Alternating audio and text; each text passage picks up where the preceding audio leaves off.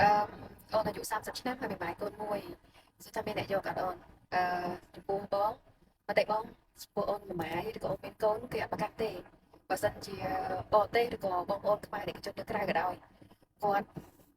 អ្នកខ្លះគេអត់ប្រកាន់មួយម៉ែឬក៏អីទេណាអូនហើយអ្នកខ្លះគាត់បារម្ភថាមានកូនចឹងគេស្រឡាញ់កូនយើងអត់សម្រាប់បងគ្រួសារបងស្រឡាញ់កូនបងហើយក៏ស្រឡាញ់បងដែរចឹងពេលយើងចែកគ្នាការរៀបការហ្នឹងគឺយើងចែកគ្នារឿងកូនឬអីហ្នឹងទាំងអស់ហើយសួរថាម៉ែគេយកអត់គេប្រកាសទេអូនពូបរទេសទៀតតែអត់ប្រកាសទេហើយនៅនេះក៏គេមានពូម៉ាចឹងដែរអតីតជនខ្មែរមួយចំនួនបងនៅនេះក៏គាត់មានអ្នកនឹងលាវមានអ្នកពូម៉ាដូចគ្នាអញ្ចឹងហើយគេប្រកាសនៅខ្លាចគេយកគឺថាយើងគេយកយើងឬអត់គឺសម្រាប់ចំណុចហ្នឹងបងថាអត់អីទេហ្នឹងហើយបើសិនជាមានអ្នកដែលគាត់ចាប់អារម្មណ៍ចង់ដឹងចង់ស្គាល់ពីអូនបងនឹងណែនាំប្រាប់អញ្ចឹងណាអឺហើយបើអូនចង់ដឹងព័ត៌មានបន្ថែម